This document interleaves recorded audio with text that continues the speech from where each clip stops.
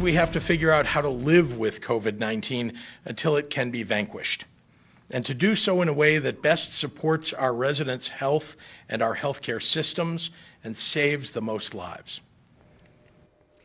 On the deadliest day of COVID-19 so far in Illinois, Governor J.B. Pritzker lays out a regional approach to reopening our state. The plan, called Restore Illinois, works in 5 phases and splits the state into 4 regions. Phase 1 was the state's order that ended on May 1st.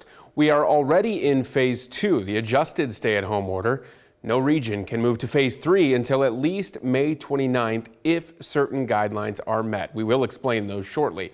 Governor Pritzker says this plan was built on data and the state must gradually and regionally reopen. This data-driven approach follows the best epidemiological recommendations, but it's also inspired by people across our state who carry real passion to make sure that their communities can begin thriving again, even in the face of this pandemic. In the plan, the state is broken up into 4 regions. They are Northeast, North Central, Central, and Southern Illinois. You can see our entire viewing area is in the North Central Illinois region.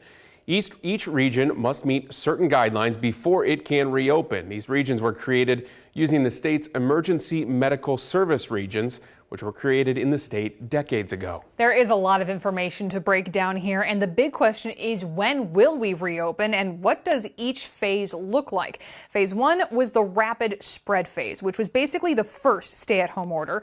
Only essential businesses were open and the disease was rapidly spreading. Phase 2, that's where we are now, the flattening phase. Non-essential retail stores are open, parks are open, face coverings are mandatory, and the rate of infection and hospitalization is increasing at a slower rate than Phase 1. Phase 3, recovery. No region can reach this phase until at least May 29th, as James said. And in Phase 3, the rate of infection, hospitalization, and ICU beds all decline. Manufacturing will be able to reopen, all gatherings will be limited to 10 or fewer still, and face coverings and social distancing rules are still the norm. Now here's Phase 4, revitalization. This is when the rate of infection and hospitalization are both declining even more so. Gatherings of up to 50 people will be allowed. Restaurants and bars can reopen, along with childcare and schools.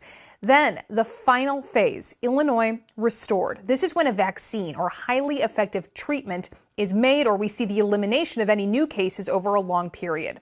The economy will fully reopen with new safety and guidance.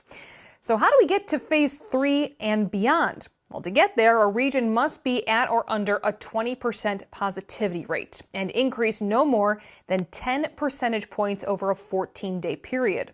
Along with that, there must not be an overall increase in hospital admissions for 4 weeks and at least 14% surge capacity of ICU beds, surgical beds, and ventilators.